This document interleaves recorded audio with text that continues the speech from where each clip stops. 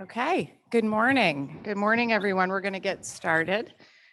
Good morning, and thank you for being here with us today. My name is Stacy Duncan. I'm President and CEO of the Greater Binghamton Chamber of Commerce and Executive Director of the agency. I'm very excited to welcome everyone to the 2021 Economic Forecast and Building BC Awards. And what a difference a year makes. Last year, we were here in front of about 300 people, but today we have a small gathering, but more than 150 people attending virtually. So thank you for joining us online this morning. The Building BC Awards presented later in the program showcases some of the best projects and entrepreneurial endeavors happening right here in Broome County. And they represent just a small portion of the positive developments that we're seeing throughout our community.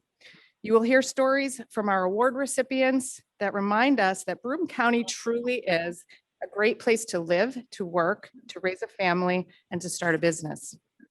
This is our second full year of the Leadership Alliance, also our affiliation with the agency. And while no one could have expected what 2020 would bring, we continue to look for creative ways to make our community better and our future brighter together. An event of this importance would not be possible without the generous support of our sponsors.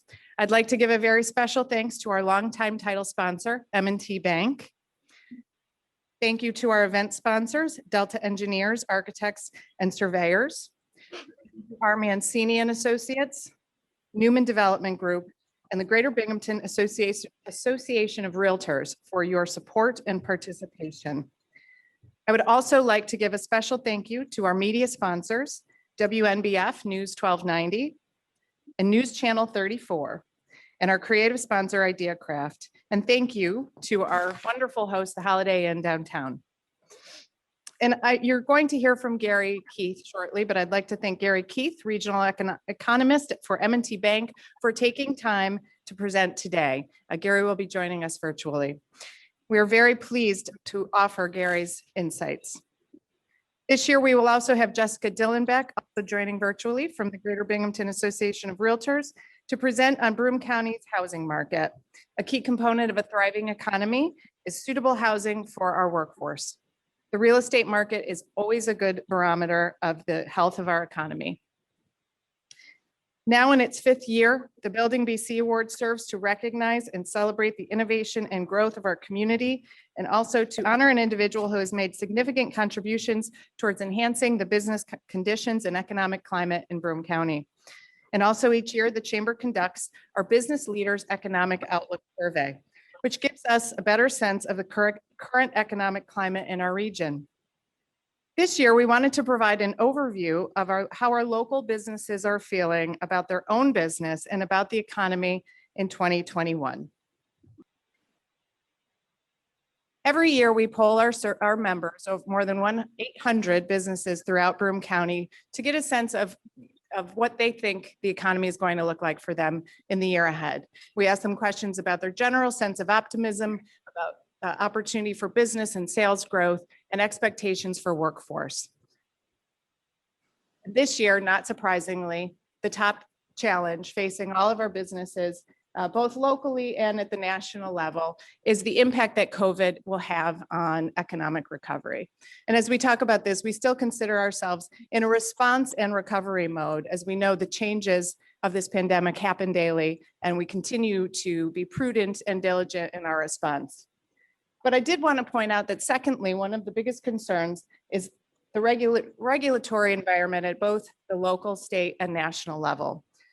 Our elected leaders have no small task as they continue to try to balance benevolence and helping those in need with maintaining a strong and vibrant economy. And the Chamber will continue to advocate for sound business regulations and practices that keep our small businesses and all of our community healthy in the year ahead. So not a ton of surprises with our 2020 economic predictions. We did see a significant amount from this time last year. One of our, as we call it, one of our rosiest projections for 2020, and just a year ago today, we are seeing some concerns about a decline in economic expectation in the year ahead. As you can see by our charts, the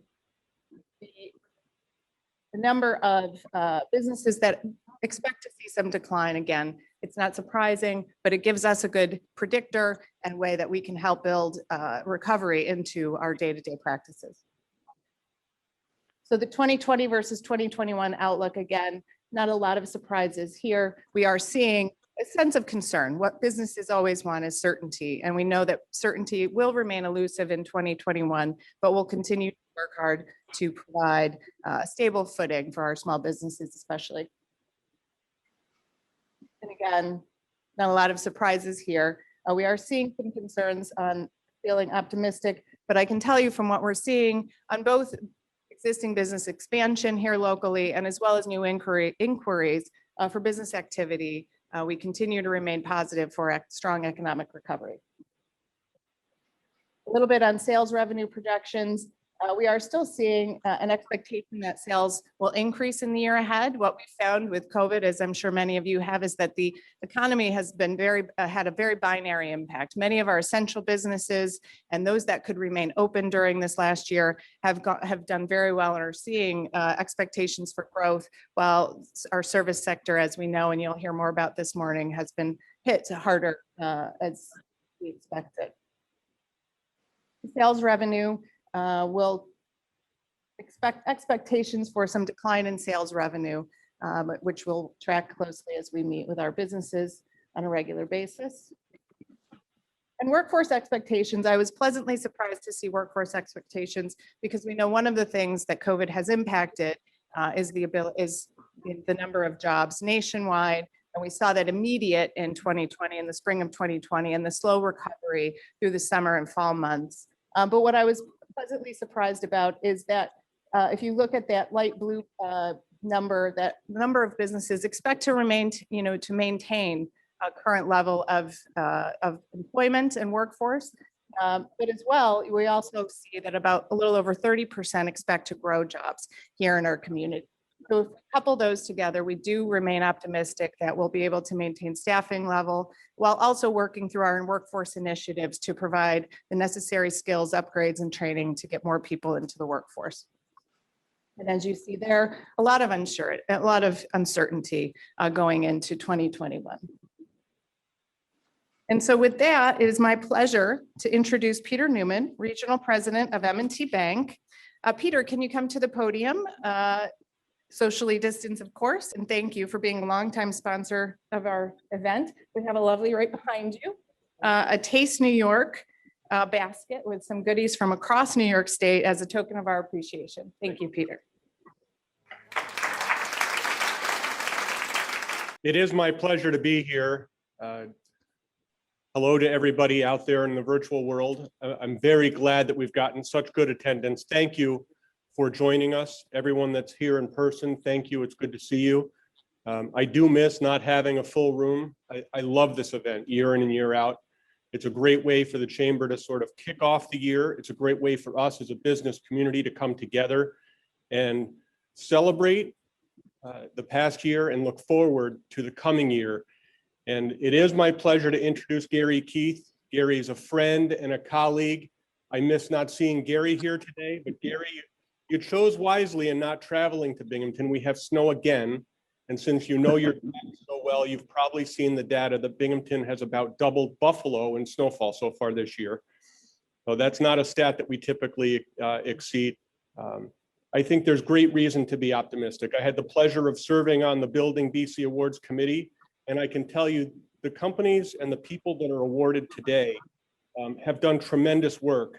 And we have a community full of businesses that are committed to this community and create just a wonderful business environment. So I think we do have good reason to be optimistic. I was on the call yesterday with Lieutenant Governor Kathy Hochul, and she ended her presentation on the governor's budget by saying that there is good reason to be optimistic, and we as a business community need to bring that every day into our places of business. So with that, it is my pleasure to welcome Gary Keith. Gary, thank you for being with us today, and we look forward to hearing what you have to say. Thank you. Thank you, Peter. It really is a pleasure to be here in a different way because I think it's so important that we all come together each year to look at the economy to the extent that we can make sense of the economy for better decision making. This year is probably the most challenging year ever. Of course, no surprise there. We saw in the member survey the uncertainty that's out there. And we're going to say, even among the ranks of economists, there's a great deal of uncertainty because this is the unprecedented times that we're in terms of trying to see something that we've never really had to deal with in our past from an economic perspective, the pandemic. The events that drive that have a lot of distinct differences from anything we're used to looking at. But we're going to take a stab today to try and look at what we can understand to help make better decisions. As we usually do, we'll start with a macroeconomic view and then drill down to what does that mean to the southern tier, to the Binghamton area, so we can all sort of see where we stand, see the optimism that Peter mentioned in some respects, and also the challenges that we still have to roll up our sleeves and work hard to overcome. So with that, let's jump right into our first slide and really get a sense of how hard this pandemic did hit the U.S. economy. This is the year-over-year job growth in the country. As you can see, we've been sailing along throughout the decade of the teens at a pretty solid clip, and then the pandemic hit. That elevator ride down that we took in April has no precedent in any economic data that we can point to. In fact, a double the magnitude of decline that we've ever seen in the country, if you go all the way back to the end of World War II to get anything close to that. We've come back up the hill, so to speak. In January, we were down by 6.4%, actually a little bit of a backslide in terms of the path we had been on. But the thing to look at here is actually relative to where we were at the lowest point of the Great Recession a decade or so ago, we're actually around that level. So as much as the economy has been making progress, think of it in that term, we still need a great deal of support from leadership in Washington. The hope is that we can get the stimulus package as quickly as possible, because there is definitely a need to help move this economy back closer to where we need it to be. Next slide. Unfortunately, as I mentioned, we're starting to see a bit of a slowing down of the recovery, though, in the last several months. The January number was a disappointment. It's actually lower than it was in late fall in terms of total private sector employment, and still not nearly back to where we needed to have it relative to the March number. Clearly, we need to find a way to elevate this for all sectors of the economy. We have some sectors that have made progress. We have some sectors that are still spinning their wheels. And so that's the approach that we need from a stimulus and support mechanism to get this economy, again, moving back forward. Next slide. When will the economy rebound? Well, this is the easy part in terms of economic forecasting, in terms of the solution. The hard part is, when will it happen? When folks are comfortable resuming their mobility patterns, their day-to-day movement, the lockdown of our economy in terms of social distancing will determine the path that the economy takes, and how soon can we come out of that social distancing lockdown. A couple factors here. The first, the Federal Reserve Bank of Dallas has come up with something that's brand new to the economic forecasting world. I think it's very interesting in terms of how they got here. It's essentially cell phone aggregation of people moving around, and their mobility and engagement index, a pattern that we'll see repeated throughout today's presentation, really shows that the ability of people to move around has been constrained by social distancing. and that has almost a direct one-to-one impact on economic activity. There's a strong correlation between mobility of workers, mobility of shoppers, and GDP. Another factor to look at is the airport travel.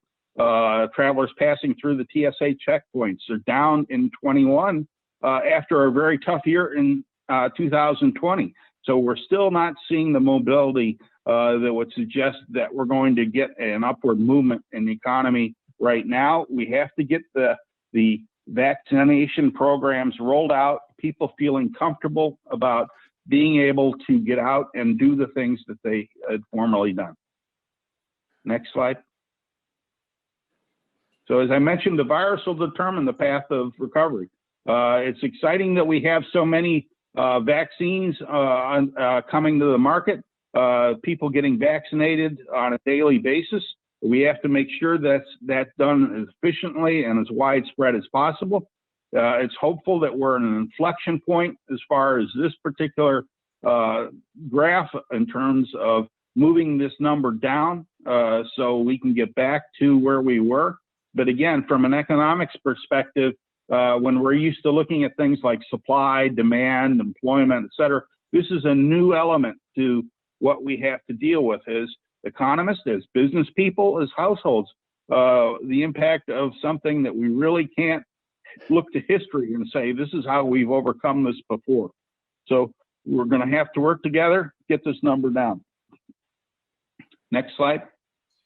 So the thinking right now is that will begin to occur as we go through the spring. The economy will still be constrained, smaller than it was prior to the pandemic, till roughly about mid-2021.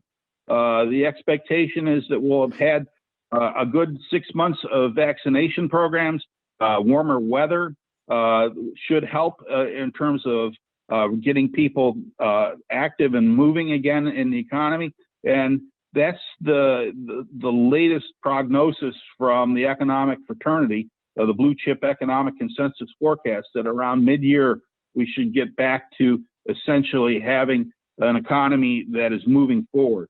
That Q2 2021 looks as strong as it does only because of the depths of the economic decline a year earlier. I think the better number to look at from a perspective of how strongly the economy will be moving are those second half of 2021 numbers that are typical of coming out of a recession in terms of the pace of economic activity at that point in time. Next slide. And finally, at the macro level, interest rate policy is going to continue to be very accommodative. The Fed will not be doing anything with interest rates until at least 2022 in our estimation, and even then, very benign movement.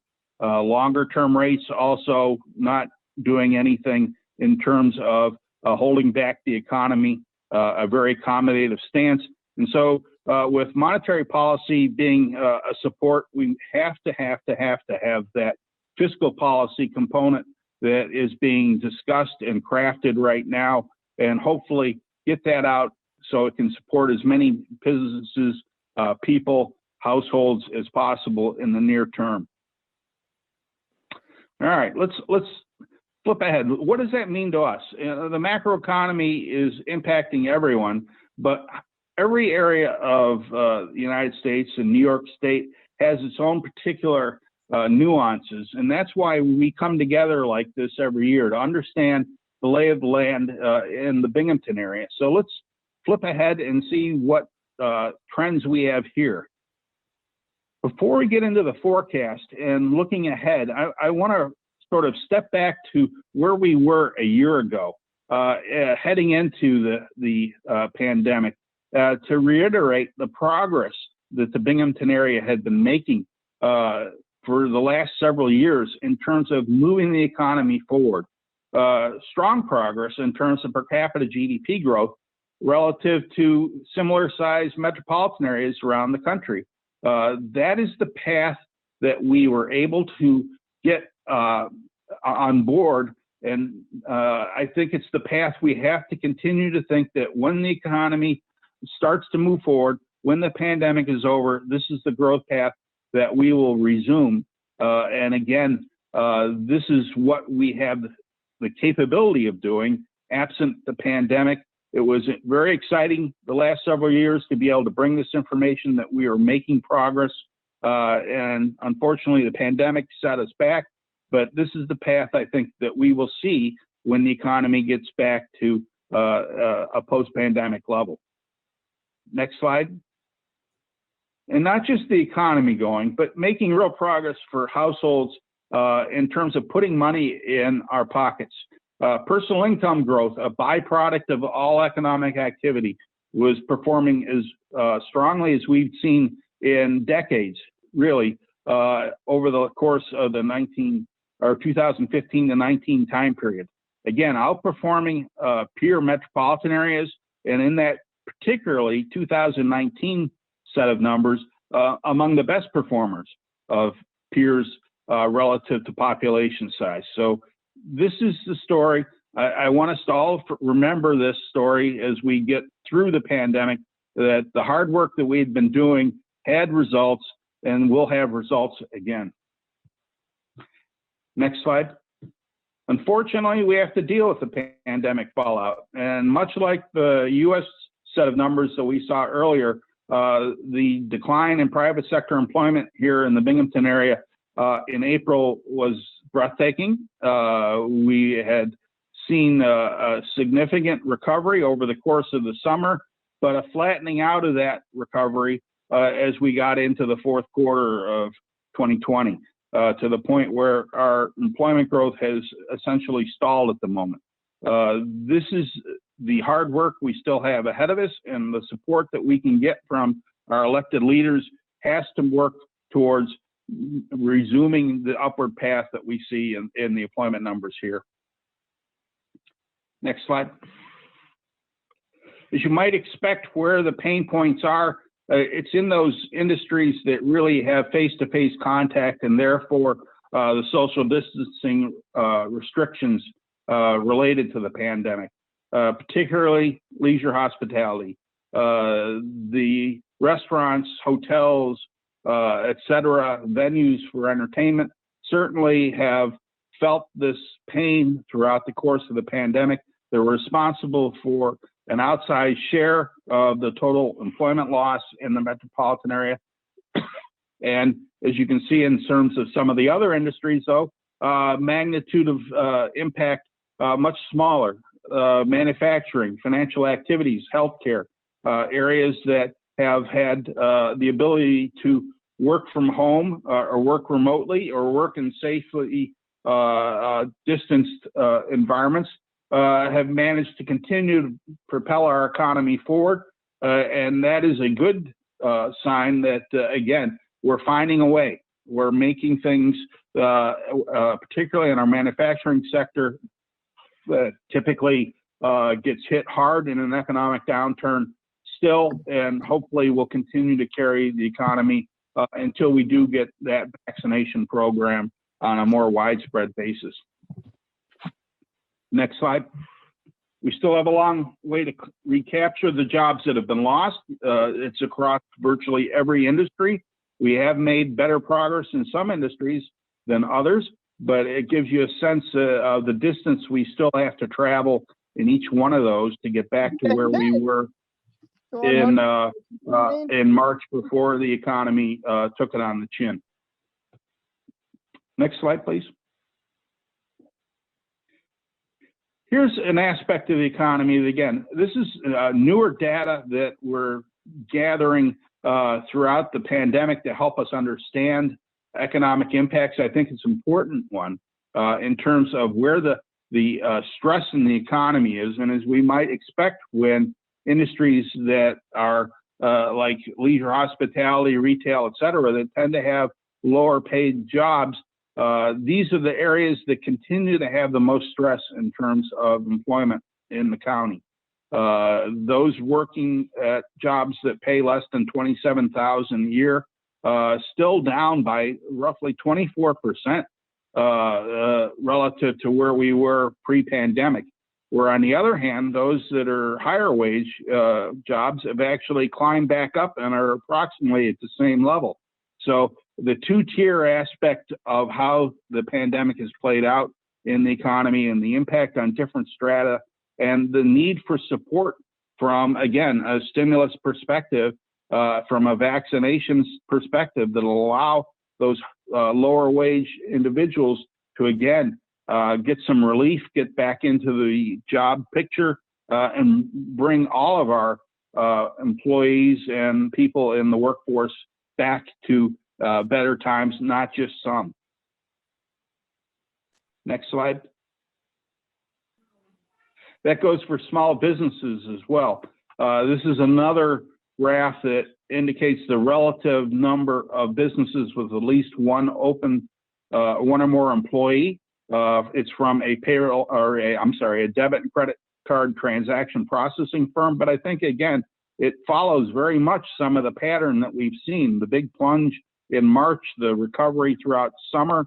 And what's gratifying is, at least in the final months of 2020, some improvement in the number of open small businesses, a little bit of a blip in those numbers in December, but hopefully we can get more and more small businesses open again. But until then, the support that we can provide through things like the Payroll Protection Program number 2, the second round of that is rolling out, and the banking industry, including M&T, has been very active in helping to support that. But other things that Washington and Albany and et cetera can do to help the small business community weather this storm, because certainly there's a long way to go to get the number of open businesses back to where we were pre-pandemic level. Next slide. Those small businesses are an important part of our community, as we all know. Businesses with less than 100 employees account for more than half of total employment. Those with less than 20, roughly 1 of every 4 jobs in our community. The fact that small businesses are not small in the aggregate is important in terms of policy making and support. And again, we need to do what we can to assist as many as possible. Now, in terms of unemployment, you might say, well, we're making progress, aren't we? Our unemployment rate was only 6.3% in December on a seasonally adjusted basis, actually below the U.S. number. We've made a lot of progress from that 15% back in April. So things must be getting better, right? Well, as much as we like to see this come downhill and not have the levels of stress in our labor force, unfortunately, one of the things that's being masked by the top line number in terms of unemployment is our next slide. The fact that fewer people are actively participating in the workforce. Next slide, please. Yes. As you can see, since August, basically, the number of individuals that are in the workforce, either working or looking for work, has declined, and that's a sign of stress again on our economy, in that it's possible that some individuals that are feeling there isn't a lot of opportunity for them are giving up work, and the supplemental jobless benefits that expired are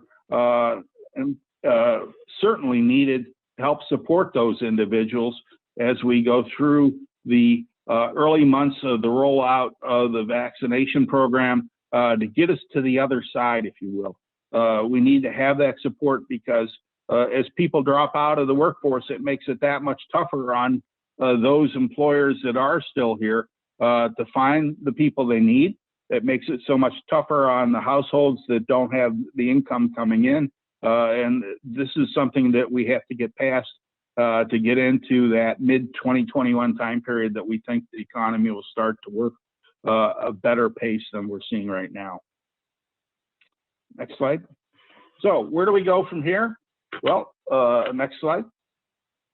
I think we have to get this aspect of the economy solved. The mobility aspect of getting people moving around, either traveling to work, traveling to shop, traveling back and forth in their normal daily engagements.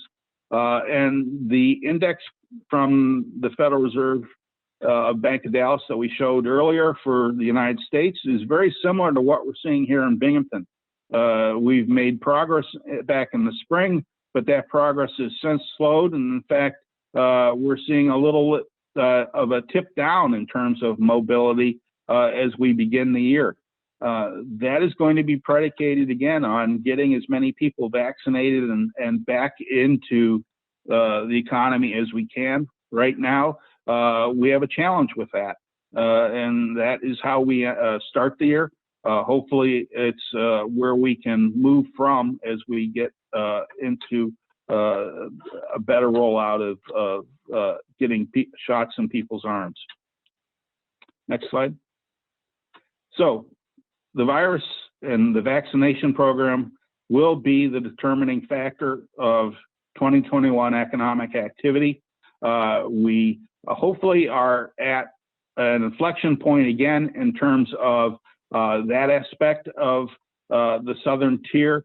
We're starting to see a tip down in terms of hospital utilization, in terms of the virus cases. We're at the early stages of that. We have to make sure that we continue to make progress on this, that we do the right things from a social distancing and safety standpoint to help promote bringing this down the other side of the mountain that we had unfortunately climbed. And getting that vaccination program out is going to be job one. Next slide. When we get that behind us, again, I want to reiterate the progress that we had been making had been solid. We are not going to be beholden to a virus forever. Once we get back on our feet and get that behind us, the progress we made was impressive, particularly in the most recent year we had data for 2019. As you can see, per capita GDP growth was very impressive relative to population peers. And the progress that we made will be, I think, a bigger factor of who we are than getting the knockdown that we took from the pandemic. Next slide. How do we stay committed to that progress? I think we have to continue to do the things that we were doing to get us there. The planning that was being done by the regional planning councils, the good work that we are doing in terms of cooperating and moving our economy in new directions, identifying the skill sets that we needed, helping to foment change, if you will. What did we want to be? How are we progressing? Those are the kind of things we need to get back to, because certainly the progress we made shows that those things were very important to moving us forward. Next slide, and we'll wrap up here. I think the Binghamton area has a wealth of innovative individuals, businesses, the ability to recreate some of the things that got us to be who we were back when the economy was stronger, only in new ways. And the incubator ideas that you see here are a start. It's emblematic of the talent we have in the region. The pandemic is a bump in the road. Eventually, we'll get past that. Certainly, we don't want to mitigate the pain that it's created in our community for so many, but rolling up our sleeves once it's over, getting back to the kinds of things that got us here before the pandemic is what I'd like to focus on. And hopefully a year from now, when we have this event again, we'll be celebrating the fact that we've resumed that recovery. We've resumed the innovative aspects of pulling the Binghamton area forward. At M&T, we continue to support that in many ways as we can. We're big boosters of this region. We talk to businesses every single day about the challenges they face, but what is remarkable to me is the attitude about the opportunities so many businesses say they have in terms of reconfiguring the way they've done things in the past to move forward. And that has always been, to me, as a banker, the most encouraging aspect of economic activity is the resiliency and ability of individuals to change directions and move in new ways that they didn't think were possible. And countless times we've seen that. I expect that to continue. And I wish you all the best of luck in the coming year in terms of doing the things you need to do to get us to the other side of this pandemic. And with that, I'll turn it back to the remainder of our day, and I wish you well. Thank you very much.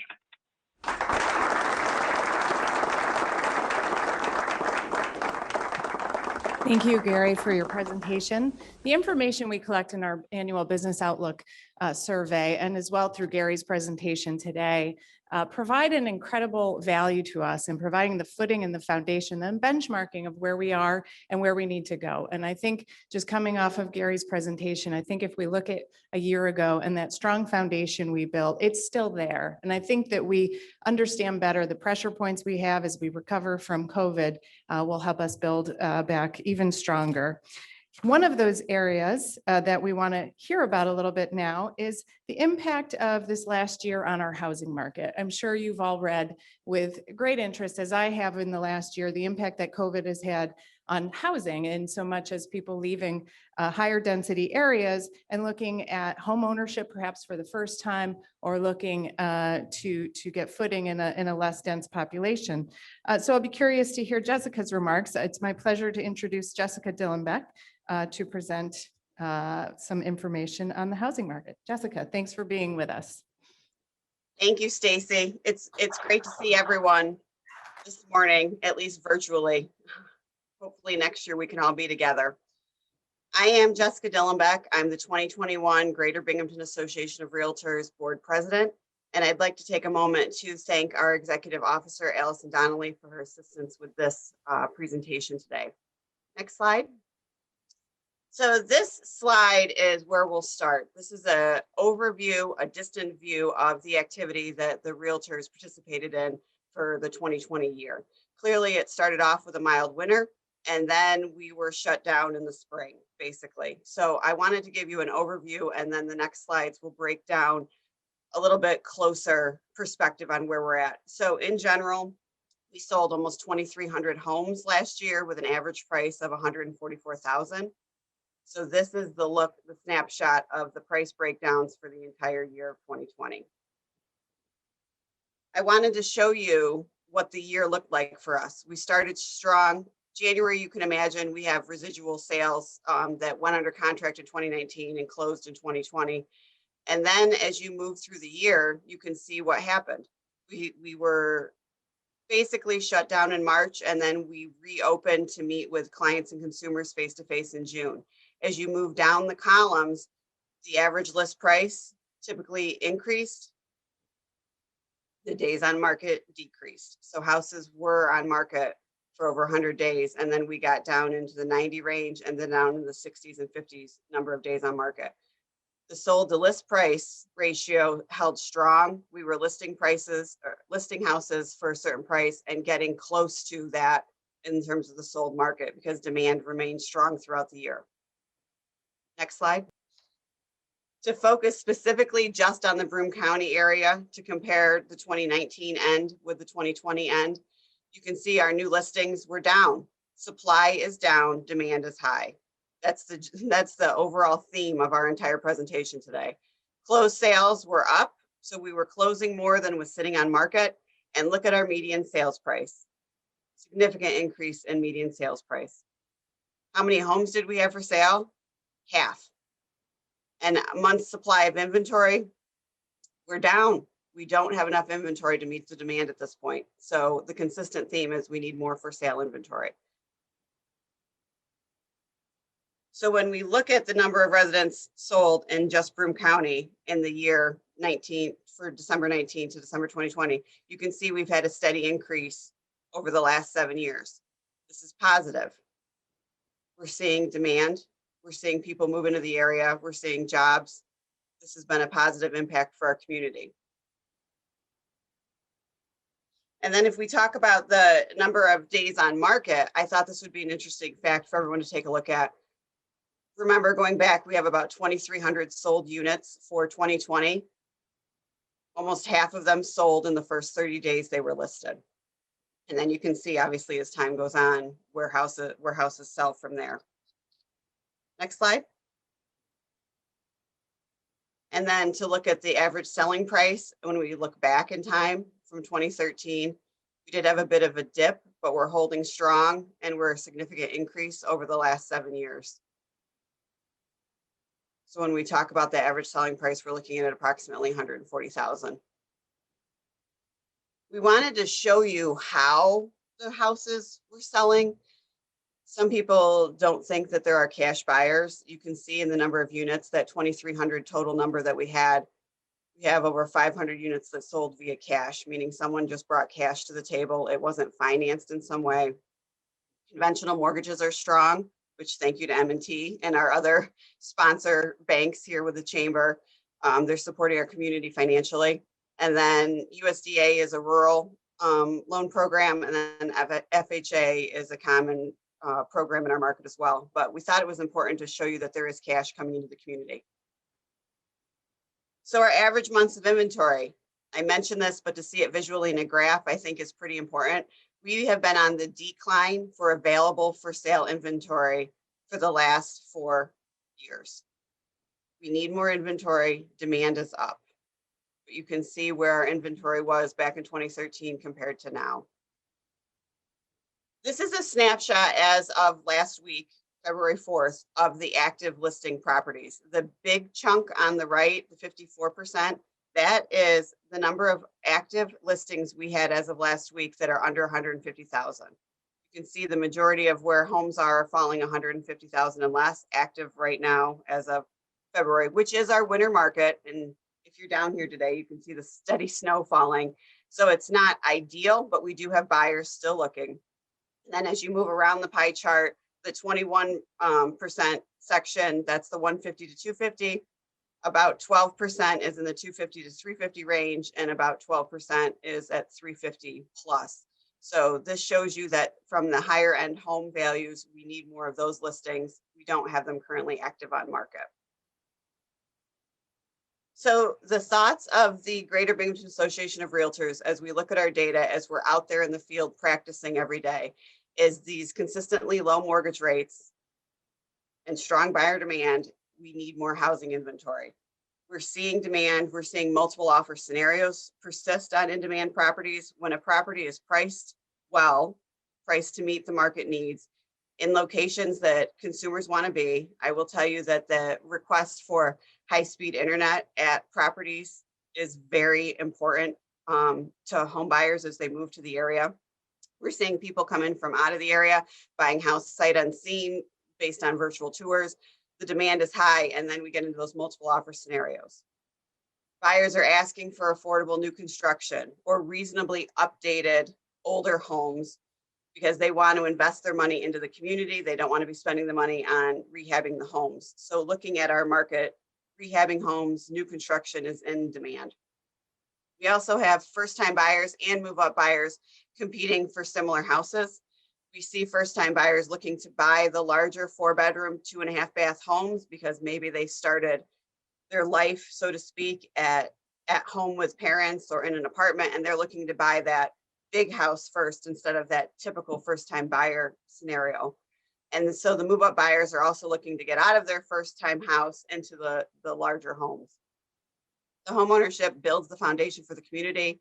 We all know that. We need people here, living here, supporting the economy across the board. So we need more homes on the market because we have great demand. We have people who love our community who are looking to come here from other areas. And as the Realtor member of your community, we do believe in our community. We're here to help house the people, and hopefully 2021 will continue on the same growth we saw over the last few years. I want to thank everyone for their time. Be safe, and we'll see you soon. Thank you. Thank you, Jessica. Tremendous opportunity in that data that we would love to continue to work with you on. So now It is time for our Building BC Awards. I'm incredibly excited, especially for this year's awardees. I think you'll see a common theme of just passion and dedication to our community and investment through these award winners. The Building BC Award winners were selected by a group of highly regarded professionals from economic development, banking, engineering and planning, and construction sectors. Thank you to those who participated in the nomination and selection process for this year's awards. The Building BC Awards recognize those who are truly building Broome County through their key investments in our community. The businesses and individuals that will be recognized have not only believed in Broome County, but have put their time, treasure, and talent and their vision into working to build a stronger Broome. Thanks to Channel 34, we have the opportunity to show you why these winners were selected. A special thank you to Micah Strauss and Eric Weber from Channel 34 for going to these locations and filming our award winners. We are very proud to present these awards in partnership with our sponsors who will be making the presentations this morning. After your video is played, please join the presenter at the podium with your award. It is now my pleasure to invite Alexandra Davis of the Newman Development Group. Alexandra will introduce the first of the Building BC Award winners. Alexandra.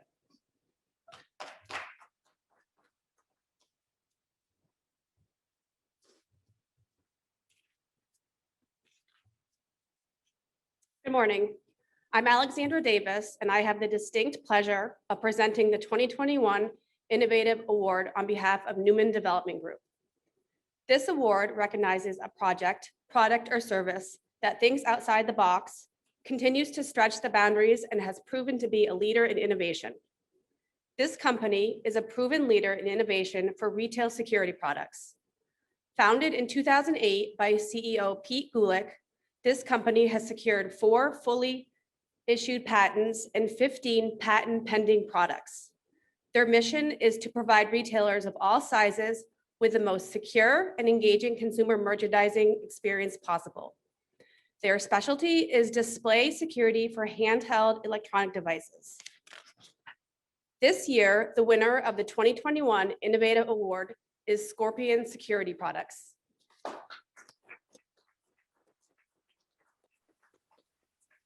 Please join me in watching the Scorpion Security Products video. Pete Gulick, President, CEO, Scorpion Security Products. I spent 20 years in the store fixture display industry where I built displays for telecom stores. Actually, when telecom first started becoming very popular and they opened retail stores, we identified a specific need for a security solution that was also a nice merchandising option to secure these very valuable handsets and all the different things that went with them. So in 2008, I actually left the position as president and CEO of a company in New Jersey to launch Scorpion. And we had fantastic ideas. We spent a lot of time in research and development, tapping into some of the very talented people in Broome County. Scorpion Security Products offers a full range of actual physical security. We make devices that attach to smartphones and tablets and laptop computers that will secure them in place for retailers to shop. So when you walk into a telecom store, whether that's AT&T, Verizon, or you can walk into your local Walmart, we have a lot of our products that are securing the handheld electronics where people shop in those stores. So it's actually a personalized, universal security solution for retail so that customers can shop for the handheld electronics without the threat of them being stolen. When you bring Scorpion on board and you secure your handheld electronics, we eliminate that. We don't just slow it down, we eliminate it with the high theft solution that we have. That has allowed us to present and attract and contract with some of the largest retailers in the world. Our area, Broome County, is long known for a history of innovation. Some of the largest companies in the world started in Broome County. So there's some great talent that is still in our area, and we're educating great talent coming out of the universities that we have. So because we are focused in a technology area where these smartphones, this is a way of life with these handheld electronics. So what we do as part of the innovation process is we have to keep up with the changing trends of these devices. It was the angel investor group that consisted of a bunch of the top businessmen in Broome County that were involved in helping to expand and help develop Broome County and innovate. We have 10 investors locally that are some of the top businessmen from our area. So they were highly involved in the initial stages of Scorpion in 2008 when we launched. Broome County and why we're there, what we do to try to make sure that we are a big part of the economic growth of Broome County. We've been recruited to move to other cities, in other states, out of New York City. But I'm a Northeast guy and I'm very loyal to Broome County. I'm loyal there because the angel investors that were with us initially, they also have a vested interest in seeing Broome County grow. So we've stayed in Broome County to grow Scorpion. I'm very proud of an award that we received a couple of years ago. And I couldn't be more proud because we were recognized for supporting employees' commitment to defending our country. And we received the employer support of the Guard and Reserve Patriot Award from Brigadier General Timothy LaBarge a couple of years ago, that it recognized companies that support and our Army Reserves. And we have a couple of reservists that work for Scorpion. You know, we're very proud of Scorpion starting from, as I said before, very modest means in a garage to 12 years later, almost 13 years later, we're now recognized around the world. We've received compliments from some of our distributors in Europe, South America, South Africa, and Australia. They have complimented us that when they hear the word Scorpion, they know high-level security, they know technology, they know innovation. And we're really proud of that. We're just a little company that started on Upper Front Street in Binghamton to today being recognized as one of the world leaders in high-tech, high-innovative security. It's something that all of us at Scorpion take pride in. Paul Friedman, would you please join me at the podium with your award?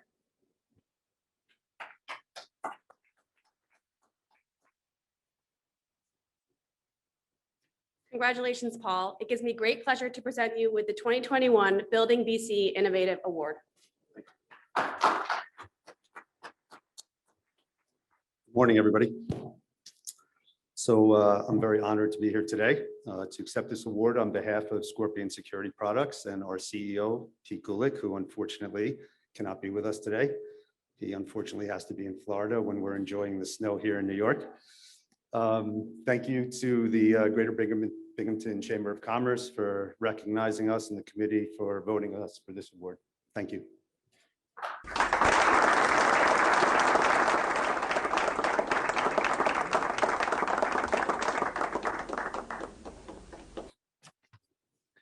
Hello, everybody, and welcome to today's awards presentation. I'm David Chambers, Chief Financial Officer of Delta Engineers, Architects, and Surveyors, and I have the privilege today of presenting the 2021 Building BC Restorative Award.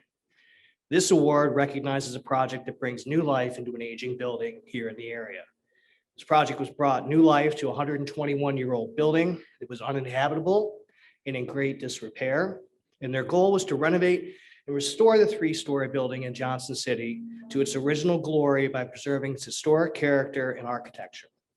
They viewed it as an opportunity to bring new life, purpose to the structure with a passionate vision to spur the momentum for the revitalization of downtown Johnson City. I'm proud to announce 250 Main LLC as the winner of the 2021 Building BC Restorative Award. So now let's take a moment and watch their video. Hi, I'm Catherine Shreddy, And I am Tom Shreddy. and our project is the renovation of 250 Main Street in Johnson City, New York. So the goal of the project was to renovate the building that's 121 years old and restore it to its original glory and be able to provide a mixed-use space, commercial on the front and the first floor, and 2 apartments on the second and third floor. So in regards to the structure of the building, we literally touched everything on this. We stripped it down to the brick and the subfloor and restored it from the ground up.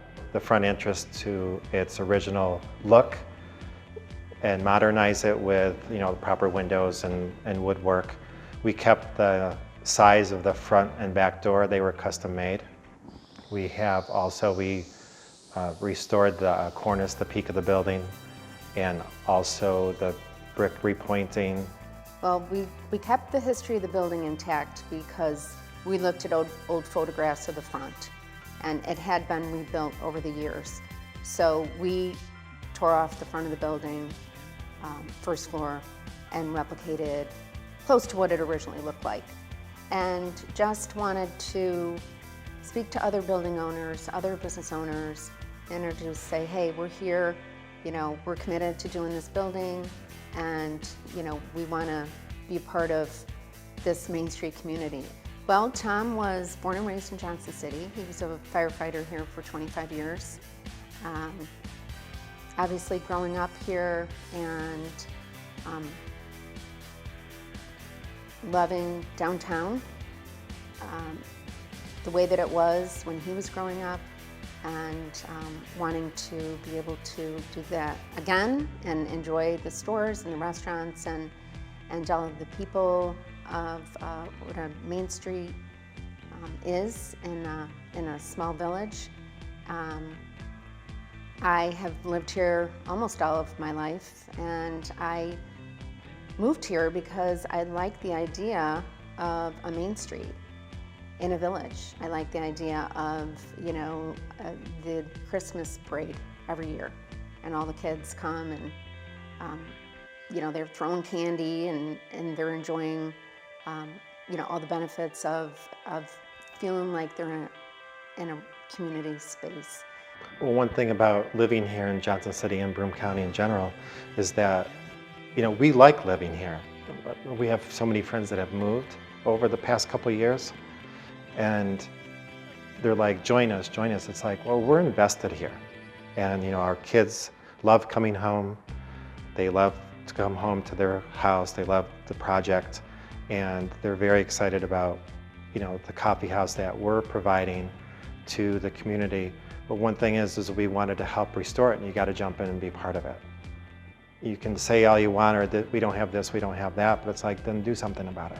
We thought it would be a really great idea to renovate the building, because we knew that Binghamton University was going to be investing in Johnson City and building the pharmacy school. So we thought, you know, you got to have a coffee house, and you got to have apartments for people to live in. And if we build it, people will come. So we really wanted to just be a part of the excitement. And it's really been a rewarding experience. I think jumping into this whole project in general is the amount of support that you receive along the way when you're looking to do something or trying to do something. And you know, if somebody doesn't have the answer, they find somebody else, and they link you to other people. And you know, just neighbors, and a cousin that did a building down the street here, you know, he restored his building inside. So we collaborated a lot, and he did this and he did that, and loaned a tool, and you can do this, and I'll help you. This is where you got to take it. This is who to call. And so between you know, the agency, Broome County in general, Jason Gardner, Joe Moody, they've been more than helpful, and always checking in to see us, which that's what you get with the community. You get people that want to help you. Catherine and Tom, would you please join me at the podium with your award?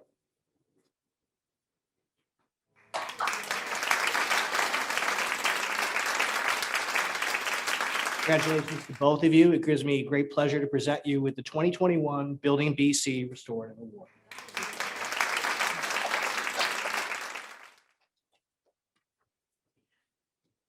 Hello, everyone. We're very humbled to be given this award.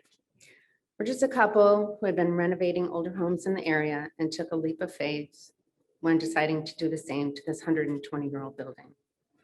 We did it because we cared about our community and hoped to inspire others to do the same. It's been a truly rewarding experience in so many ways, and we never expected the recognition. but we certainly do appreciate it. We'd like to acknowledge all the support that we've received from the agency, County Union, Binghamton University, Professor John Fraser, and our family and friends. Thank you to the Greater Binghamton Chamber for this very special award.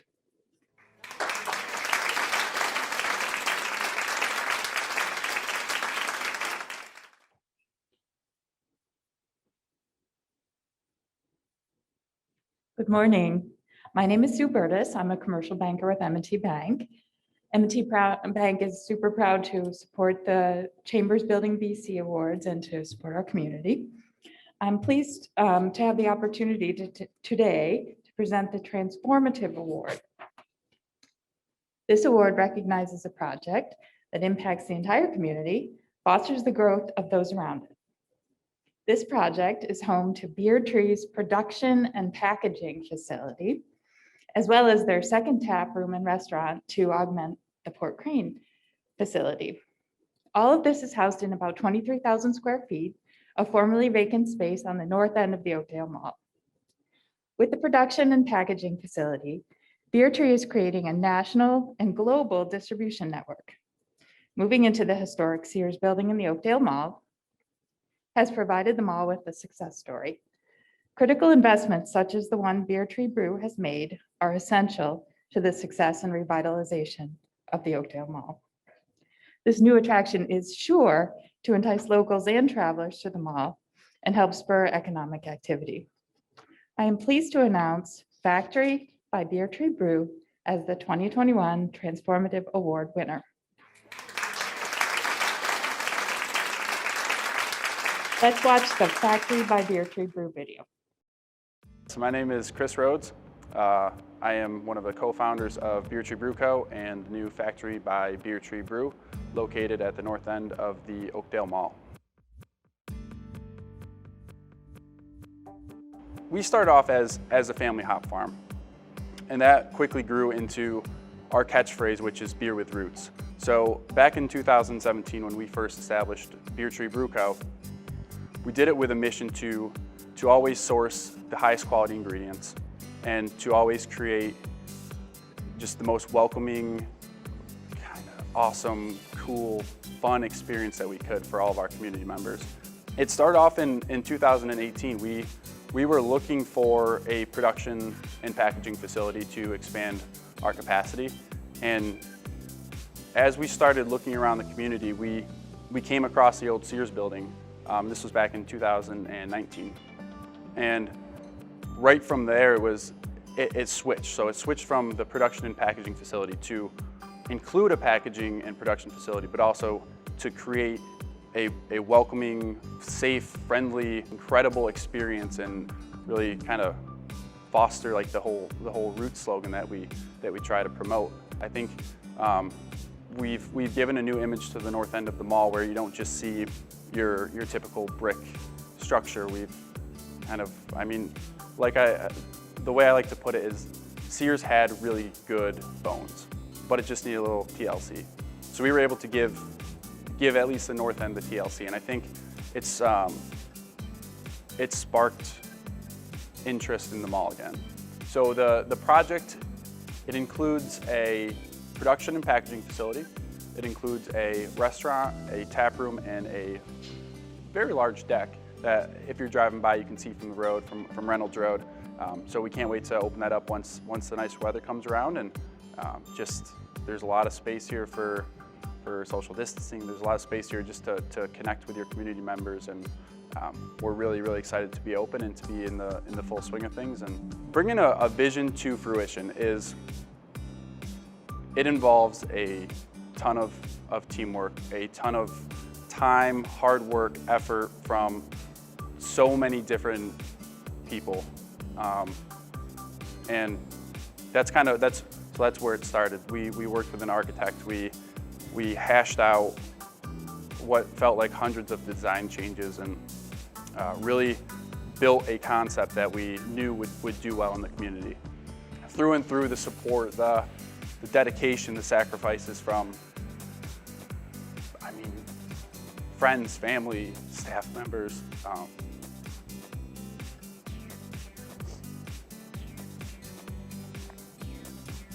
was much, much appreciated. We have a really special community here, and I'm proud to live in Broome County.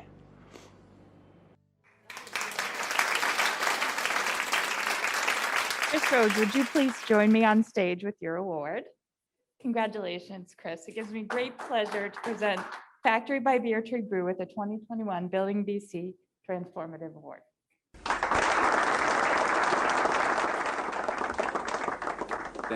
Thank you. Sorry, I think I had some allergies up there on the video. Just kidding, I was crying. And I was crying because I have a lot of tears of gratitude.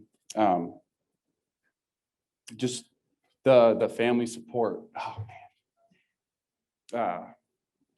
Just like the staff support, the sacrifices that everyone involved in the project had to make, the chaos of construction through a pandemic is just, it's wild. And having our family and loved ones and the staff and, it's just, we are so fortunate. And then furthermore, I mean, we have a community that has supported us through and through for the last 3 years, coming up to 4 years. And all of the people and the organizations and the municipality and all of our partners and all of the contractors, I mean, the group effort that came together to make this work, it's absolutely incredible. So on behalf of Beer Tree and my fellow co-founders, Brendan Harder and Chuck Rhodes, Brendan's my brother-in-law. He was the general contractor for the project. And that man's vision is unbelievable. And then Chuck Rhodes, personal hero, my father, also extraordinary vision. We want to thank everyone that helped make this a reality. And thank you to the Greater Binghamton Chamber of Commerce for the 2021 Transformative Award. Thank you.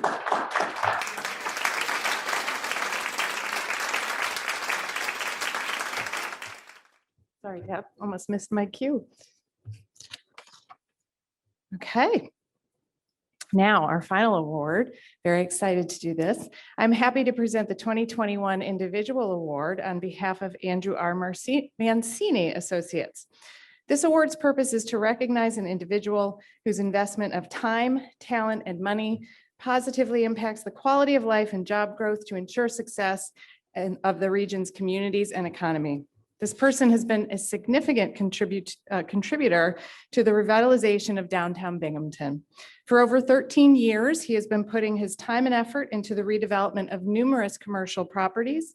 And with several partners, he led the development of 3 very popular restaurants: the Colonial, opening in 2015, Dos Rios Cantina in 2018, and the Stone Fox in 2020. Again, during a pandemic, you guys are quite a vision. These restaurants together help create a food destination in the heart of downtown Binghamton.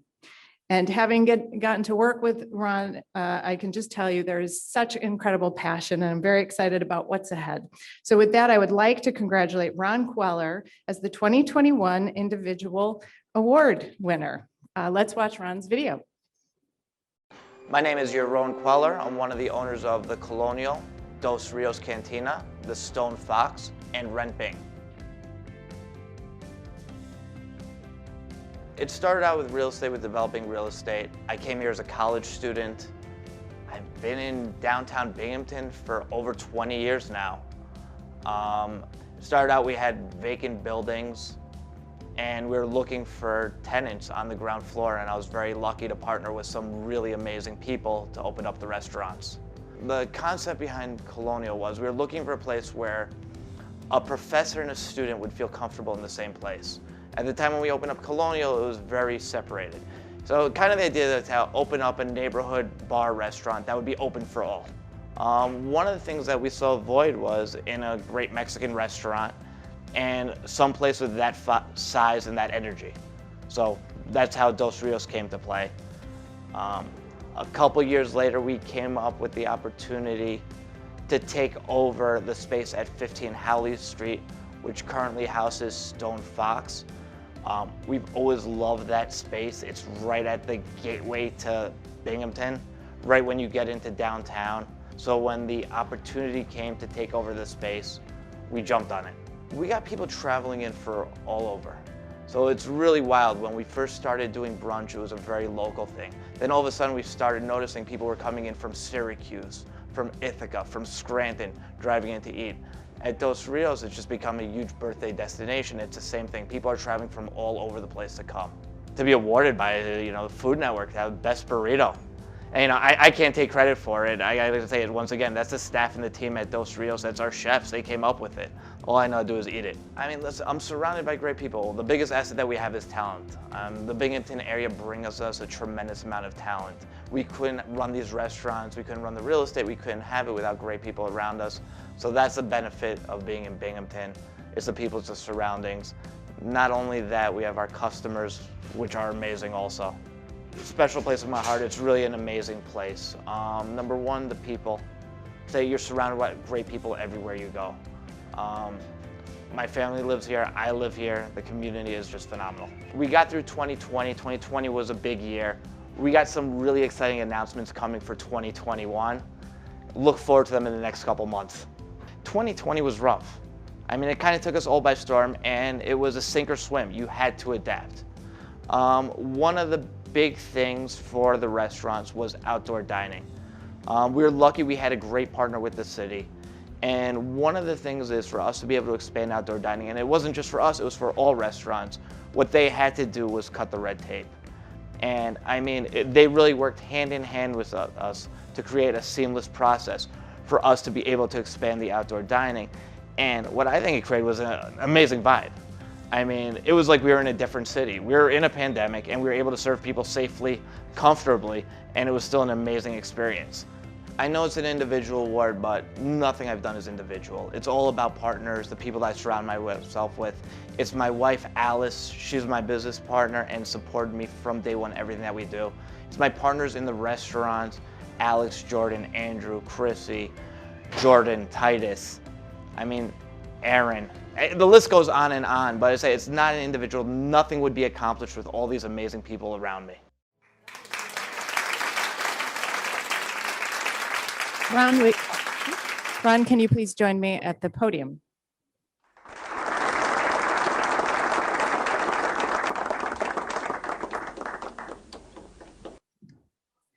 Okay, go to this side. Congratulations on being awarded the 2021 Individual Award. Thank you. Thank you, Stacy. I'd like to thank the Chamber for the award. I'm humbled. I know it's an individual award, but nothing I've done is individual. It's about my business partners, community partners. And I see a bunch of you in the room today, Beer Tree, Tom, my neighbor, NJC, M&T Bank. Everyone's been really phenomenal. It's our staff, our team all around us. Thank you guys very much.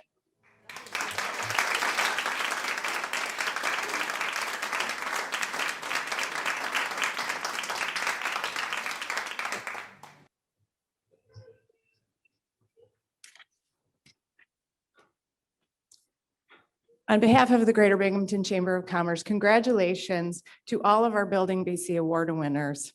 We love to recognize all the amazing things that are going on in our community and the incredible people who are making it happen. And we can't imagine what you'll do next. Thank you to Gary Keith for the in-depth information you've shared with us today. Your dedication of time and resources is greatly appreciated. And it is great to have good news about the progress that's happening with the low unemployment and a growing economy. As I mentioned at the beginning, we've created an incredibly strong foundation for recovery and even going beyond and becoming stronger in the year ahead. I would also like to thank Jessica Dillenbeck for providing us with insightful information about the Binghamton housing market. Again, I saw tremendous potential for new partnerships in creating new housing for our community. I do believe this community has so much to be proud of every day, and I get to see this every day. Our business owners, our employees, and citizens are working hard to make Broome County a better place to live and a thriving community. Thank you once again to Peter Newman and M&T Bank and all of the sponsors of the Economic Forecast and Building BC Awards. Thank you to everyone for coming today. Thank you. apologize. I'm going to ask Peter to close us out. Thank you, Stacy. It is my pleasure to close us out. Wow, I asked for optimism. How could you not have an optimistic view after hearing from these award winners? Two things in common: pride of place. Doesn't that just come out? All of these award winners are so proud of this place that we call home. So thank you for what you've done to make our place, our home, better. And the other thing is success. So I don't think it's those two things are linked. Pride of place has led to success for these award winners. So thank you for what you've accomplished. I want to close out by thanking our frontline workers. We've come through 2021. We have a few more months, I suspect, before we truly can return to normalcy. But we all need to thank those frontline workers, the healthcare workers, all the essential workers. Coming from a bank, I'm certainly very thankful for the employees at M&T Bank and all of the banks in town, and all of the grocery workers, and those working in all of the retail shops, people driving our buses, people that are on the front line. So let's keep those people in mind, and to continue to be grateful for everybody that's made this community strong and helped us come through just a crazy 2020. Here's to a wonderful 2021. Thank you for being with us, and have a great day. Thank you.